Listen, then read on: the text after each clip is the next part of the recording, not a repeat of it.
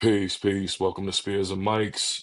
Today we're doing a special video and a dedication to the brother Kangol Kid out of the group UTFO.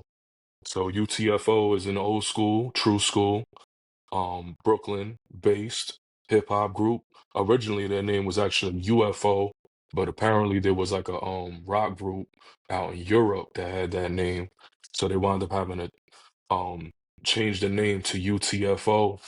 So Kangol Kid just passed away after a battle with colon cancer, I believe, at 55 years old. RIP to Kangol Kid. I definitely recommend anybody with a couple of minutes to go on YouTube, research the brother, research UTFO.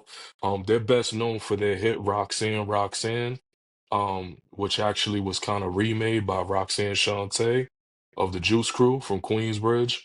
She kind of blew that song up to a whole nother level. And I think it was a chart climbing record as well. But UTFO was dope.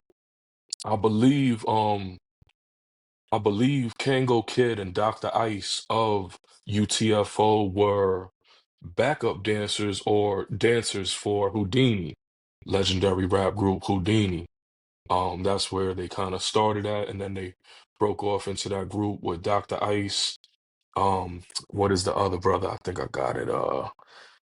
Man, Educated Rapper and Mixed Master Ice. That's the other two brothers from UTFO.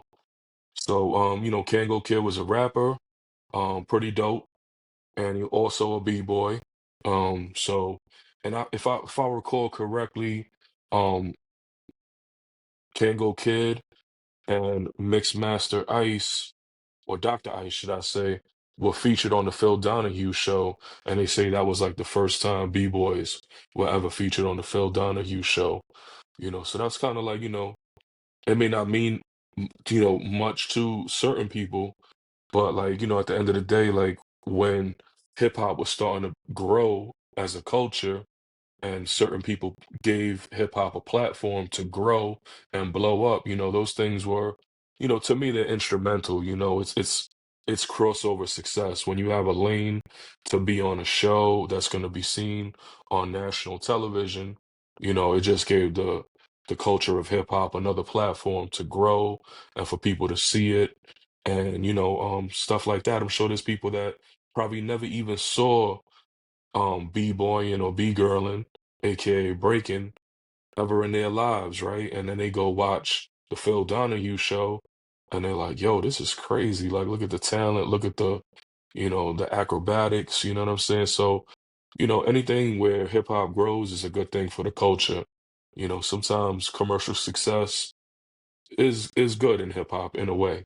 You know what I'm saying? But definitely rest in peace to Kangol Kid. My condolences to, I don't even think there's anyone surviving. I think the other members of UTFO also died of battles with cancer. There might be somebody alive. But I think I know like one or two of them or three of them maybe have passed on about now. You know what I mean? So again, I just ask that everybody go on YouTube, go on Google, research Kangol Kid.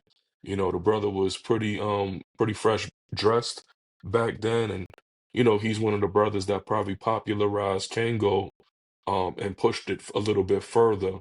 You know what I mean? I'm not sure if he was the first one with a Kango, probably one of the more popular figures in hip hop to wear the Kango and push that, fashion out to the world even further.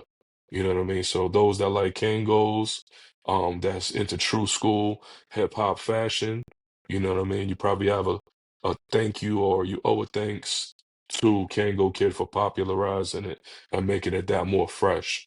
You know what I mean? So again, man, Spears and Mics, we want to wish um all of the family members and the whole hip hop community and culture um, our condolences, and keep the brother's work alive. Go on Apple Music, Spotify, go buy some records, support, you know what I mean? UTFO, watch the videos, share them. Let's keep our legends alive, man. Let's keep our legends moving. You know what I mean? When somebody passes on, doesn't mean that we gotta forget about them. Doesn't mean that we gotta just put them in the back burner. Let's lift their name up and bring them forward. You know what I'm saying? Let's keep our legends names alive in hip hop, all of them. So, once again, thank you for tuning in to Spears and Mics. We got a couple episodes lined up. I know we are gonna do an episode where the rest of the host of Spears and Mics interview me on my Zulu story. They're gonna have some interesting questions. We're gonna have some interesting stories. Based on my experience in Zulu from 17 years old to 44 years old right now. A lot of stories, a lot of history, a lot of things that I've seen. So definitely tune in to one of the next episodes based, about me and my story in Zulu. Also, make sure you check out all our other videos. You know what I mean? We got about like 34 episodes in the bank right now.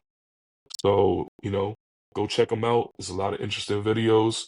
If you're interested in the history of the Zulu Nation or what the Zulu Union is doing right now, or some, hip hop pioneers we may speak on. We may speak on some classic street gangs. So there's a lot of different things that we're talking about in Spears and Mics. So make sure you hit that like, make sure you hit that subscribe. We've been trying to stay active on the comments. A lot of dope comments.